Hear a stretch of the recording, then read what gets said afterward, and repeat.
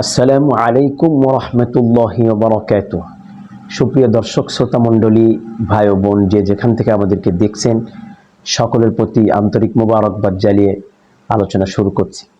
আজকে আমরা আলোচনা করব কোরআন মাজিদের তেলাওয়াত শিখে যারা ভুলে যায় তাদের ভয়ঙ্কর পরিণতি সম্পর্কে।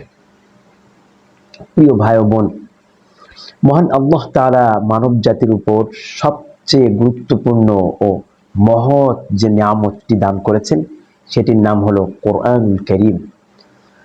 সেই কোরআনুল কারীম যাদেরকে তিনি শেখার তৌফিক দিয়েছেন, কোরআনের জ্ঞানে জ্ঞানী হওয়ার তৌফিক দিয়েছেন, কোরআনের আলোয় নিজেকে আলোকিত করার তৌফিক দান করেছেন। তো এই সুযোগ লাভ করার পর যারা কোরআনের এই আলো থেকে নিজেকে বঞ্চিত করে, কোরআনুল কারীম তেলাওয়াত শেখার পরে আবার সেটা ভুলে যায়, ভয়ানক পরিণতি তাদের জন্য অপেক্ষা করছে। প্রিয় ভাইরা, মহান আল্লাহ তাআলা যাকে এই মহা নিয়ামত দান করেছেন, সেই নিয়ামতের প্রতি অবজ্ঞা অবহেলার কারণে, অসচেতন থাকার কারণে যদি কোনো ব্যক্তি সেই নিয়ামতকে হাতছাড়া করে, তো স্বাভাবিকভাবেই আল্লাহ তাআলা তার প্রতি রাগান্বিত হবেন। এটা স্বাভাবিক বিষয়। আমরা যদি কাউকে কোনো গুরুত্বপূর্ণ কোনো কিছু দিয়ে থাকি আর সে সেই গুরুত্বপূর্ণ বিষয়ের প্রতি অবহেলা করে, অসচেতন থাকে, অলসতার কারণে সে তার গুরুত্বপূর্ণ বিষয়টি হারিয়ে ফেলে, তো স্বাভাবিকভাবেই কিন্তু আপনি তার প্রতি রাগান্বিত হব।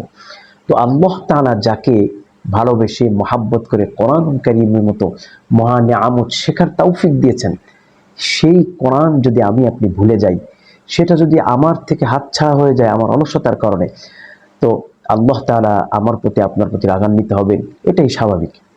এজন্য প্রিয় রাসূল সাল্লাল্লাহু আলাইহি ওয়াসাল্লাম আবু দাউদ ও মুসনাদে আহমদে বর্ণিত এক হাদিসে ইরশাদ করেছেন, মান ক্বারাআল কুরআন সুম্মা নাসিয়াহু আতাল্লাহু ইয়াওমাল কিয়ামাতি ওয়া হুয়া মাজযুম। যে ব্যক্তি কোরআন তেলাওয়াত শেখার পরে ভুলে যায়, কিয়ামতের দিন আল্লাহ তাআলার সাথে সে হাত কাটা অবস্থায় সাক্ষাৎ করবে। নাউযুবিল্লাহ। কত ভয়ঙ্কর কথা যে একজন মানুষ দুনিয়াতে সুস্থ ছিল, সুস্থ হাত ছিল, তার কর্মক্ষম হাত ছিল, কিয়ামতের দিবসে শুধুমাত্র কোরআনের প্রতি অলসতা প্রদর্শন করার কারণে, কোরআনের প্রতি অসচেতন থাকার কারণে সে কিয়ামতের দিবসে লক্ষ কোটি কোটি মানুষের সামনে আল্লাহ তাআলার সাথে হাত কাটা অবস্থায় সাক্ষাৎ করবে। এটা কতটা লাঞ্ছনাকর, কতটা অপমানজনক আমরা যদি একটু চিন্তা করে দেখি। এর কারণ হচ্ছে যে সে কোরআনের মতো মহান নিয়ামত পাওয়ার পরেও সে কোরআনের ব্যাপারে অসচেতন থেকে, ঘুমিয়ে থেকে মহান নিয়ামত হাতছাড়া করে ফেলেছে, ভুলে গিয়েছে। আমরা প্রখ্যাত তাবিঈ আবুল আলিয়া রাহিমাহুল্লাহ, যার মৃত্যু 90 হিজরি, অর্থাৎ সোনালী যুগের এক তাবিঈর বক্তব্য আমরা শুনে আসি। তিনি বলেন, কুন্না নারা মিন আ'যামিয যাম আন ইয়াতাআল্লামা আর-রাজুলুল কুরআন সুম্মা ইয়ানামু হাত্তা ইয়ানসা লা ইয়াকরাউ মিনহু শাইআ। আমরা এটাকে অত্যন্ত ভয়ঙ্কর পাপ বলে মনে করতাম যে কোনো ব্যক্তি কোরআনুল কারীম শেখার পরে কোরআনের ব্যাপারে উদাসীন থাকার কারণে, কোরআনের ব্যাপারে আলস্য প্রদর্শন করে ঘুমিয়ে থেকে কোরআনের মতো মহা নিয়ামত হাতছাড়া করে ফেলেছে, ভুলে গিয়েছে, যার ফলে সে আর কোরআন থেকে একটু পড়তে পারে না। তো এই অন্যায়টাকে আমাদের সময়ে অত্যন্ত ভয়ঙ্কর অন্যায় বলে বিবেচনা করা হতো।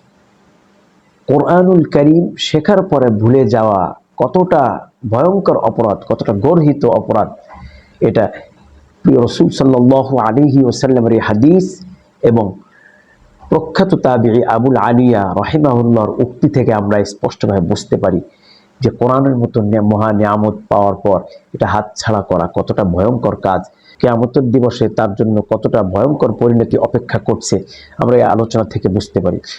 এ জাতীয় অপমানজনক লাঞ্ছনাকর পরিণতি থেকে আল্লাহ তাআলা আমাদের সকলকে হেফাজত করেন। আমিন।